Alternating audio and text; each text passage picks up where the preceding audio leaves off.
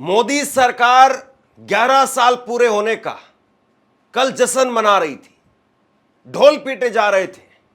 कई चैनलों में बड़ी बड़ी स्टोरी की जा रही थी कि मोदी की 56 इंच की छाती, मोदी ने कैसे लाल आंखें दिखाई, मोदी ने कैसे पाकिस्तान को घुटने पर लाया, मोदी के सामने कैसे दुनिया के बड़े बड़े देश जिसमें अमेरिका, रूस, वो पानी भरते हैं। इस तरह की खबरें कल चल रही थी। लेकिन कल ही एक ऐसी तस्वीर निकल करके सामने आई जिस तस्वीर ने पूरे देश को सोचने पर मजबूर कर दिया कि आखिरकार ये क्या हो रहा है। ये तस्वीर जरा आप देखिए। ये तस्वीर निकल करके सामने आई है अमेरिका के एयरपोर्ट से, जहां पर हरियाणा का एक नौजवान वो चिल्ला करके कहता है कि मैं कोई पागल नहीं हूं जो तुम मुझे इस तरह से हथकड़ी लगा रहे हो। एक भारतीय को अमेरिकी पुलिस वाले अपने घुटने के नीचे डाल करके, उसके पीठ पर हाथ ला करके उसको हथकड़ी लगा रहे। क्या ये भारतीय लड़का, क्या ये भारतीय नौजवान कोई छटा हुआ बदमाश है, कोई गुंडा है, कोई आतंकवादी है, कोई ऐसा क्रिमिनल है जिसका कई मुल्कों की पुलिस इंतजार कर रही है, कोई ऐसा आदमी है जिसको अमेरिका में वांटेड की लिस्ट में डाला गया है? नहीं साहब, ये एक भारतीय है। और इस भारतीय नौजवान को आप अमेरिका में इस तरीके से सलूक करेंगे, उसके साथ में इस तरीके का ट्रीटमेंट होगा। और यह भी तब हो रहा है जब देश में नरेंद्र मोदी जी की महान सरकार है। नरेंद्र मोदी जी जिनके मित्र हैं डोनाल्ड ट्रंप साहब, my dear friend Donald Trump, अब की बार ट्रंप सरकार, वो सरकार चल रही है और उस वक्त में यह हालत हो रही है। और इस पर खबर नहीं है, इस पर चर्चा नहीं है, इस पर कोई बात नहीं कर रहा है। अगर कहीं पर कोई एक पोस्टर मोदी जी को महान बताने का अमेरिका की किसी गली में लग जाता तो देखिए फिर किस तरीके से यहां पर शो किए जाते कि अमेरिका में पोस्टर लग गए, मोदी को महान बताया गया। चाहे कोई अमेरिका में कोई अंधभक्त अपने घर के बाहर, हालांकि वैसे अंधभक्तों की इतनी हालत नहीं है कि अमेरिका में जाकर के घर खरीद पाए, और कोई एक पोस्टर अगर किसी गली चौराहे पर कहीं पर लग जाता छोटा सा मोदी जी के नाम का, तो यहां पर जो है वो हवाई होती। लेकिन अब ये तस्वीर निकल करके सामने आई और इस तस्वीर के निकल करके सामने आने के बाद चर्चा नहीं हो रही है, बात नहीं हो रही है। ये वहां पर पढ़ने के लिए गया था और बात केवल एक स्टूडेंट की अगर होती तो समझा जा सकता था कि हो सकता है कि शायद इस स्टूडेंट ने वहां पर कोई बदतमीजी की होगी, वहां के किसी कानून का उल्लंघन किया होगा, वहां पर उन पुलिस के अधिकारियों के साथ में कोई गैर जिम्मेदाराना व्यवहार किया होगा जिसकी वजह से ऐसा हुआ होगा। लेकिन अगर लगातार वहां से छात्रों को डिपोर्ट किया जा रहा है तो फिर क्या कहा जाए। दोस्तों जरा इस तस्वीर को देखिए। इस तस्वीर को आप भूले तो नहीं है। यह तस्वीर फरवरी की है। इसी साल फरवरी 2025 में 6 फरवरी 2025 को 104 भारतीयों को हथकड़ियां बेड़ियां लगा करके भारत वापस भेजा गया था। अमृतसर के अंदर पंजाब में वो विमान उतारा गया, दिल्ली में वो विमान भी नहीं उतारा गया। और अमेरिका का एक सैन्य विमान वो भारत की सरजमी पर उतरता है, 104 भारतीयों को हथकड़ियां बेड़ियां लगा करके अमेरिका यहां पर भेजता है। और उसके बाद में क्या हुआ? मोदी साहब के विदेश मंत्री एस जयशंकर ने कह दिया, संसद में कह दिया कि वहां का कानून है, अब उस कानून के हिसाब से आपको चलना पड़ेगा।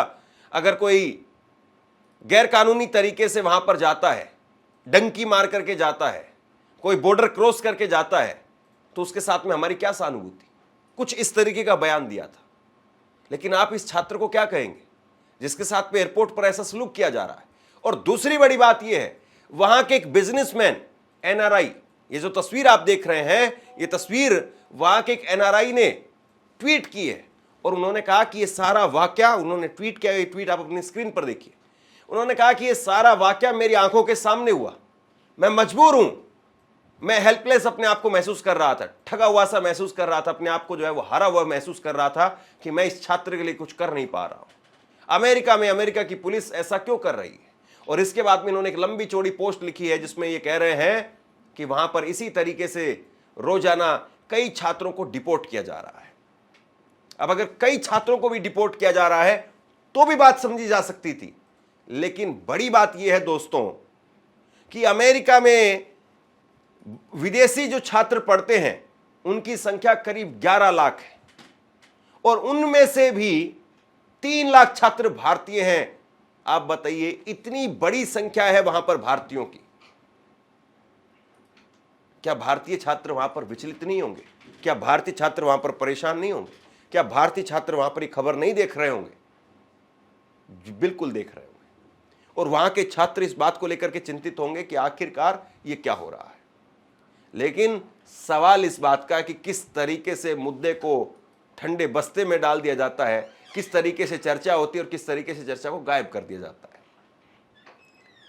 सबसे बड़ी बात यह है कि आखिरकार प्रधानमंत्री नरेंद्र मोदी, उनके विदेश मंत्री क्यों नहीं इन घटनाओं पर आगे आकर के बोल पा रहे हैं कि हम भारतीयों के साथ में ऐसा सलूक बर्दाश्त नहीं करेंगे, भारतीयों का इस तरीके से अपमान बर्दाश्त नहीं करेंगे। हो सकता है कि इस छात्र ने गैर जिम्मेदाराना व्यवहार किया हो सकता है कि इस छात्र के पास में कुछ डॉक्यूमेंट कम हो सकता है कि इस छात्र ने कुछ बदतमीजी कर दी हो, लेकिन आप किसी क्रिमिनल के तरीके से उसको जूते पर रख करके, उसके मुंह पर, उसके पीठ पर जूता डाल करके आप ऐसे किसी छात्र को गिरफ्तार करेंगे और भारत देखता रहेगा? वहां पर भारतीयों की संख्या 3 लाख है। देखिए साहब, एक बात ये समझ में नहीं आ रही है कि डोनाल्ड ट्रंप आखिरकार क्या है, मतलब किस तरीके से है।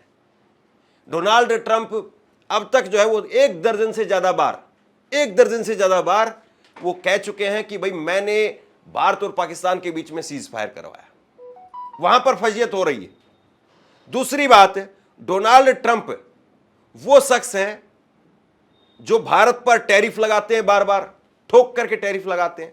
डोनाल्ड ट्रंप वो शख्स हैं जो एप्पल कंपनी को कहते हैं कि आप यहां पर एप्पल का फोन नहीं बनाओगे, अगर बनाओगे तो अमेरिका में तुम बेच नहीं पाओगे, अगर बेचोगे तो एक्स्ट्रा टैरिफ देना पड़ेगा। यानी किसी एंगल से, किसी तरीके से वो माय डियर फ्रेंड तो साबित नहीं हो रहे हैं।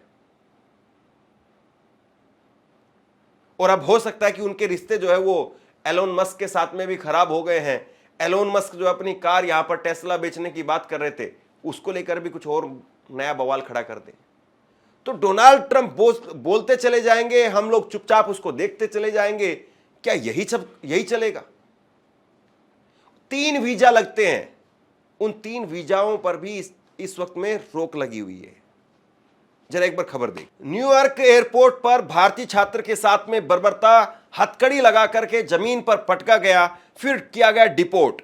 चश्मदीद का बयान आया। चश्मदीद ने कहा कि मैंने उसे रोते हुए देखा, उसके साथ में अपराधी जैसा ट्रीट किया गया। एनआरआई बिजनेसमैन कुणाल जैन ने पोस्ट लिखी है। वायरल वीडियो की हकीकत है। कुणाल जैन ने एक्स पर पोस्ट लिखा है जिसमें हरियाणवी छात्र आवाज लगाता है कि मैं पागल नहीं हूं, ये लोग मुझे पागल साबित कर रहे हैं। एनआरआई का गुस्सा और दर्द उभर करके सामने आया।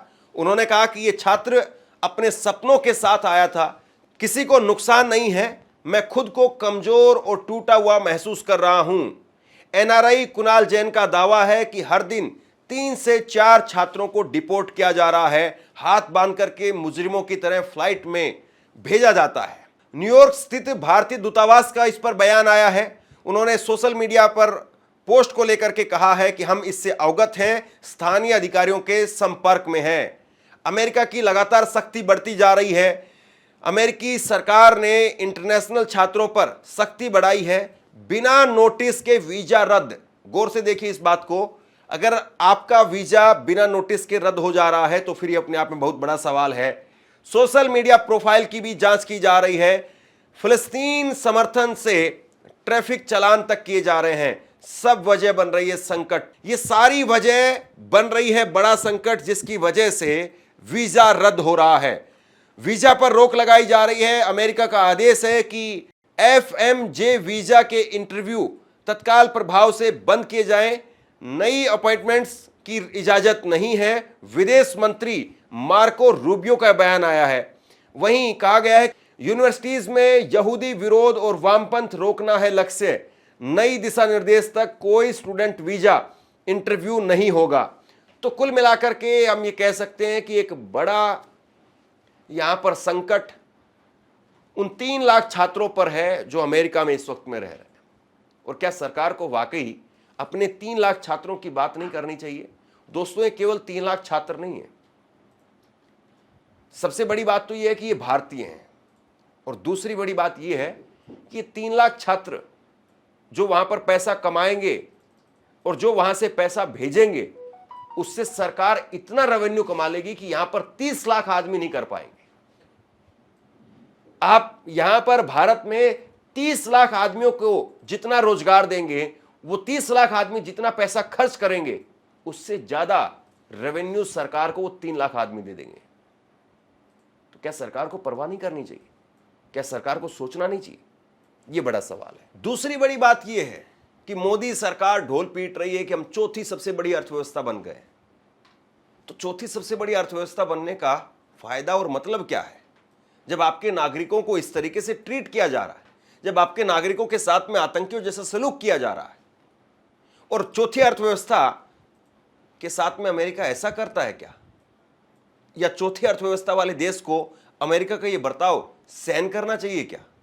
हम यहां पर अपना बाजार सब कुछ जो है वो अमेरिका को दे रहे हैं कि ठीक है, एप्पल कंपनी बनानी है, एप्पल कंपनी के लिए प्रोडक्शन करना है, या फिर टेस्ला के लिए करना है, जो करना है आइए करिए, आइए करिए। हमने दरवाजे खोले हुए हैं। लेकिन हमारे लिए वहां पर क्या हो रहा है, हमारे साथ में वहां पर क्या हो रहा है? और बड़ी बात यह है, जिस वीजा के जरिए वहां पर लोग जाते थे, सेटल होते थे या पढ़ाई करते थे, उस पर रोक लग गई है। अमेरिका में कुल विदेशी छात्रों में 29% भारतीय हैं। कुल विदेशी छात्र जिसमें 11,26,000 छात्र हैं, जिसमें से भारतीय छात्र 3,31,000 हैं। आप बताइए, इतनी बड़ी संख्या है हमारी, और हमारे साथ में क्या हो रहा है? यानी 100 में से अगर 30 आदमी कहीं पर आपके हैं और आपके साथ में यह सलूक हो जाएगा, कमाल की बात है। अमेरिका के FM और J वीजा प्रोग्राम, उन पर भी रोक लगी है। अमेरिका के अंदर F1 वीजा, जिसके लिए पढ़ाई करने के लिए जो भी जाता था वो F1 वीजा के तहत जाता था, वहां रह करके पढ़ाई करता था, और कोर्स पूरा होने के 60 दिन बाद में भी ग्रेस पीरियड मिलता था। कोर्स खत्म होने के बाद में वापसी का भरोसा दे करके छात्र वहां पर जाते थे। अमेरिका में 10 लाख से ज्यादा छात्र F1 वीजा के जरिए इस वक्त में पढ़ाई कर रहे हैं। इस वीजा के लिए छात्र कैंपस के अंदर काम कर सकते हैं, अधिकतम 20 घंटे एक हफ्ते में काम कर सकते हैं। F1 वीजा अमेरिका जाने वाले छात्र H1B वीजा यानी काम करने का वीजा या ग्रीन कार्ड के लिए आवेदन कर सकते हैं। तो यहां पर भी एक तरीके से जो F1 वीजा लेकर के जाते थे, उन पर भी एक बड़ी चोट लग गई है। इसके बाद में जो दूसरी कैटेगरी है M1 वीजा, ये गैर शैक्षणिक और व्यवसायिक ट्रेनिंग के लिए जाने वाले लोगों को मिलता था। यहां पर फाइनेंशियल सपोर्ट का प्रमाण देना जरूरी था। कुछ सीमित मामलों में कैंपस के अंदर काम करने के लिए इजाजत मिल जाती थी। वीजा अधिकतम 1 साल के लिए वैलिड होता था। वहीं J1 वीजा के लिए एक्सचेंज विजिटर प्रोग्राम के लिए होता था। एक्सचेंज प्रोग्राम में भाग लेने के लिए स्कॉलर, रिसर्चर, टीचर और अन्य के लिए इस प्रकार का वीजा जो है वो दिया जाता था। वीजा के लिए स्पॉन्सर संगठन की जरूरत पड़ती थी, और वीजा की समय सीमा प्रोग्राम के प्रकार पर निर्भर है। कुछ महीनों से लेकर के और 3 से 5 साल तक का वीजा ही मिलता था। कुछ मामलों में 2 साल तक का होम कंट्री रिटर्न नियम भी लागू है। मतलब एक तरीके से आप ये कहें तो अमेरिका ने भी पहले बहुत सारे नियम बनाए, जिसके जरिए दूसरी देशों से लोग वहां जाते रहे और वहां जाकर के अपने जीवन के स्तर को ऊपर उठाते रहे। लेकिन फिर आ जाते हैं वहां पर डोनाल्ड ट्रंप साहब, जो कहते हैं कि हम अमेरिका को फिर से महान बनाएंगे, मेक अमेरिका ग्रेट अगेन, इस तरह का नारा वो देते हैं। लेकिन आप इस नारे के नाम पर दूसरे लोगों को कुचलने लग जाएं, इस नारे के नाम पर आप दूसरे लोगों के साथ में आतंकियों जैसे सलूक करने लग जाएं, और फिर उसके बाद में भारत महान जैसे कंट्री का, अगर देश का अगर नेता फिर ना बोले तो फिर किससे सवाल किया जाए? भारत की गिनती दुनिया के कोई छुट भैया देशों में नहीं होती है। भारत की गिनती दुनिया के महान देशों में होती है। और अगर भारत के साथ में ये सब कुछ हो रहा है तो फिर क्या कहा जाए? कांग्रेस नेता जयराम रमेश, उन्होंने ट्वीट किया, मोदी सरकार भारत और भारतीयों के सम्मान करने की रक्षा करने में नाकाम हो रही है। इतिहास में पहली बार अमेरिका के एक राष्ट्रपति ने वाशिंगटन डीसी से भारत और पाकिस्तान के बीच युद्ध विराम की घोषणा की। अमेरिकी राष्ट्रपति लगातार यह दावा कर रहे हैं कि उन्होंने भारत पर दबाव बनाए रखा। वहीं प्रधानमंत्री नरेंद्र मोदी न तो इस युद्ध विराम पर और न ही अमेरिका में भारतीयों के खिलाफ हो रही जातियों पर बोलने का साहस जुटा पा रहे हैं। भारत और भारतीयों के सम्मान की रक्षा करना भारत के प्रधानमंत्री की सबसे महत्वपूर्ण जिम्मेदारियों में से एक है। हम मांग करते हैं कि प्रधानमंत्री मोदी अमेरिकी राष्ट्रपति डोनाल्ड ट्रंप से बात करें और अमेरिका में भारतीयों पर हो रहे अत्याचारों और लाखों छात्रों के बीच फैले डर को लेकर के हस्तक्षेप करने की अपील करें। तो कुल मिलाकर के विपक्ष जो है वो अपनी जिम्मेदारी निभा रहा है। विपक्ष सरकार से सवाल पूछ रहा है, विपक्ष सरकार से अपील कर रहा है, लेकिन सरकार बहादुर क्या कर रही है? प्रधानमंत्री नरेंद्र मोदी अब जाएंगे 12 जून को G7 में हिस्सा लेने के लिए कनाडा। जिस G7 में पहले निमंत्रण नहीं मिला था, तो यहां पर बहुत सारी गोदी मीडिया ने शो बना दिए कि G7 उतना खास नहीं है, उतना इंपॉर्टेंट नहीं है, नहीं जाएंगे तब भी कोई दिक्कत नहीं है। और अब मोदी जी वहां पर खुद ट्वीट करके कह रहे हैं कि नहीं, मुझे स्पेशल निमंत्रण मिला है, मैं जाऊंगा। अब मोदी जी जाएंगे जब कनाडा के अंदर G7 में, और G7 में जब डोनाल्ड ट्रंप से मुलाकात होगी, तो क्या डोनाल्ड ट्रंप साहब को कह पाएंगे कि भाई ये सीज फायर पर बार बार बोलना बंद करिए, हमारे भारतीय नागरिकों को निशाना बनाना बंद करिए? जब दक्षिण अफ्रीका के राष्ट्रपति रामफोसा अगर वो कह सकते हैं डोनाल्ड ट्रंप को कि मेरे पास में जहाज नहीं आपको देने के लिए, जब जेलेंस्की जो एक युद्ध में फंसे हुए देश के नेता हैं, जब राष्ट्रपति जेलेंस्की खुद जो है वो भिड़ सकते हैं और व्हाइट हाउस में बैठ करके भिड़ सकते हैं डोनाल्ड ट्रंप से, तो क्या मोदी जी को भी वाकई थोड़ा 56 इंच की छाती टाइप से नहीं दिखाना चाहिए कि हमारे लोगों पर अत्याचार हम सहन नहीं करेंगे? हमारी देश की अस्मिता पर, हमारी देश के गौरव पर अगर आप सवाल खड़े करेंगे तो हम सहन नहीं करेंगे। भारत की नीति ये नहीं रही है कि भारत कभी किसी के सामने झुक करके काम करता रहा। भारत की नीति, जिस वक्त में भारत आजाद हुआ था, उस वक्त में भी भारत हमेशा धर्मनिरपेक्षता के सिद्धांत पर चला, गुट निरपेक्षता के सिद्धांत पर चला। भारत ने कभी किसी के सामने घुटने नहीं टेके। भारत एक महान देश है और दुनिया में अपना डंका समय समय पर भारत ने बजाया है। और भारत को महान बनाने के लिए भारत के तमाम नेताओं ने, भारत के तमाम प्रधानमंत्रियों ने, तमाम नेताओं ने, सबने काम किया है। लेकिन मौजूदा वक्त में जो कुछ हो रहा है, क्या उसको लेकर के सवाल पूछे जाने चाहिए या नहीं? सवाल इस बात का है। अमेरिका में जो कुछ हो रहा है, अमेरिका में जिस प्रकार से हो रहा है, उसको लेकर के आप क्या सोचते हैं? नीचे कमेंट बॉक्स में लिख करके मुझे जरूर बताइए। इस वीडियो को शेयर कीजिए। धन्यवाद।